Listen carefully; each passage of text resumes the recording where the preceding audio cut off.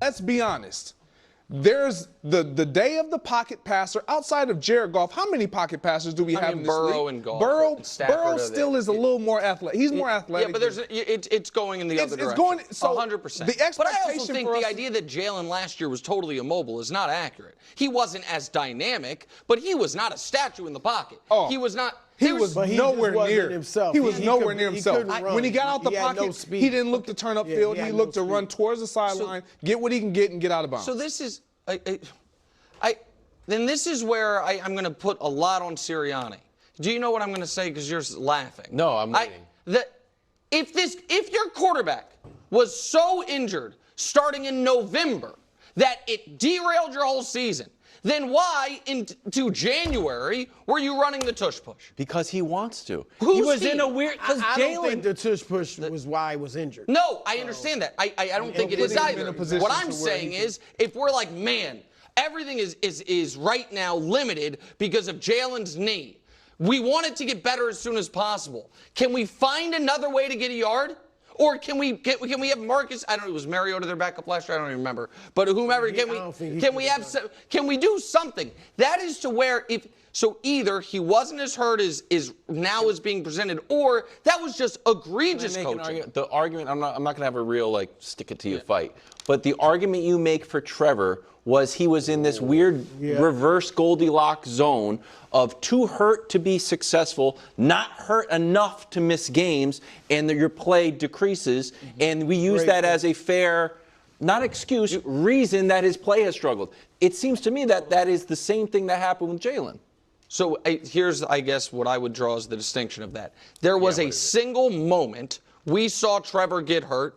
They tried to cart him off the field. They didn't have the cart, and from that singular moment, everything fell apart. By the way, I do use that. You dismiss it. Yeah. You instantly dismiss it. But now, if I were to say to you, when did Jalen Hurts get hurt? Nobody knows. Yeah, we're just like, he was just like, I'm with you. That's what hurts him too.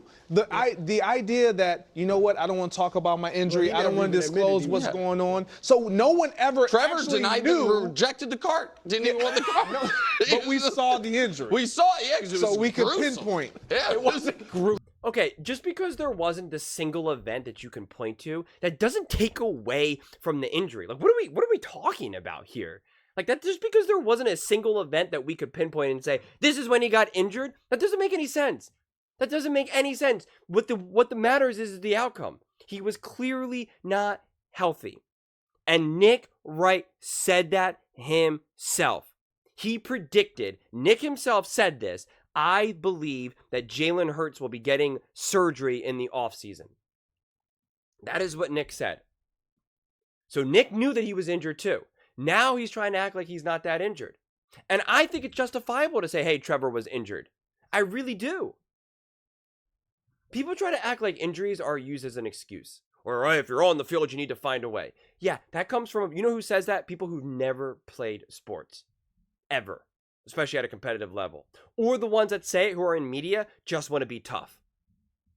It's just nonsense locker room talk. They want to act tougher than when it really is. When we see these athletes crying, grimacing in pain, begging to the heavens, slamming their hands on the ground in agony. Injuries take away from what you can do. That should be obvious. That should not be that confrontational. And I'm not blaming all of the lack of success that Jalen Hurts had last season on his injury. But it is a contributing factor. Especially when you're a smaller player. Not everyone has the ability. And again, all injuries are different. They all impact a player differently. We know Jalen Hurts is tough. We know he did everything that he could. And even though he was clearly banged up, he still went out there and led the Eagles with a terrible defense to the playoffs. Something Trevor Lawrence didn't do. And yet Trevor Lawrence is the prince. Where is the evidence that Trevor Lawrence is this unbelievably great quarterback? I think he's a pretty good quarterback, for the record. But Nick is all about the evidence. He keeps saying that there's no evidence to suggest that Jalen Hurts is actually a good quarterback. And we can point to the concrete evidence that Jalen Hurts had. Jalen Hurts had a better year, a better Super Bowl than anything Trevor Lawrence has ever done in the NFL. Think about that for a second. Jalen Hurts' performance in the Super Bowl is better than any single game that Trevor Lawrence has played in the NFL. That's wild. And yet we say that there's no evidence for Jalen Hurts. Or that there's no evidence that an injury held him back. Of course there is. Of course there is. Just watch it. And it was widely accepted and understood last season. But now, months later, I guess nearly almost a year later, we want to forget it. We want to act like that wasn't a thing. It's just not fair.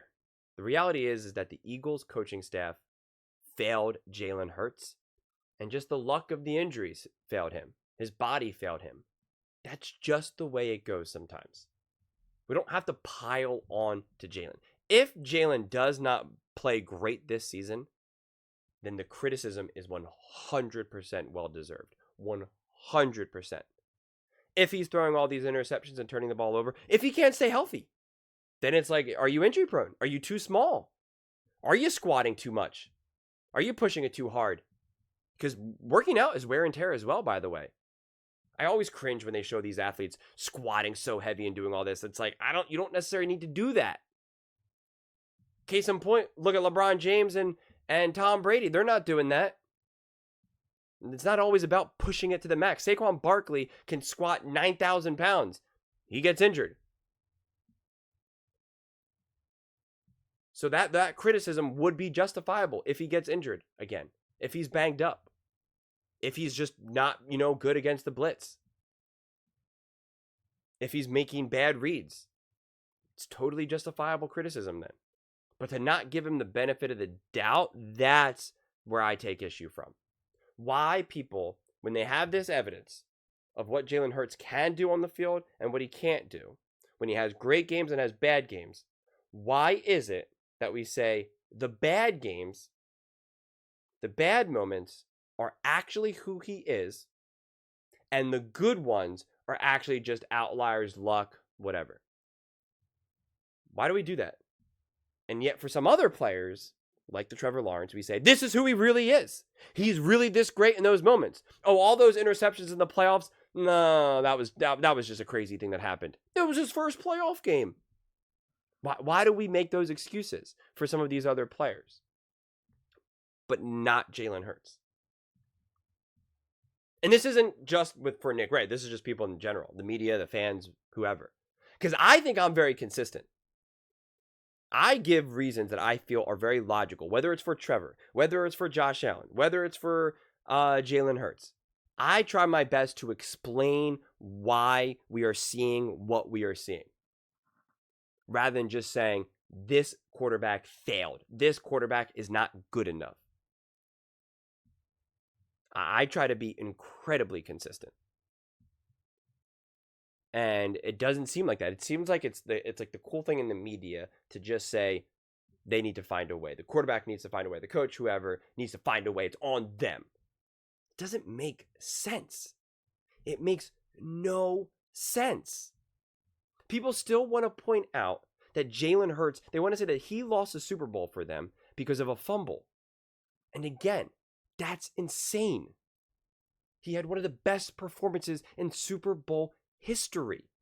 Yes, that fumble was a turnover and a bad one. Patrick Mahomes has 5 interceptions in 4 Super Bowls. Turnovers happen. A single play is not why you win or lose. Anyone who's played sports at a competitive level will understand that. It never comes down to just one play. Even though it looks like that, it's not. It's never just one play. You don't just have one play in a game. You have many. You play for an hour. It's never just one play. It's never just one drive. It's never just one throw. Case in point, all of Patrick Mahomes' interceptions. If one turnover was enough for you just to be the reason why they lost, then Patrick Mahomes would be 0-4 in the Super Bowl. But clearly he's not. And to me, that's the perfect example of it.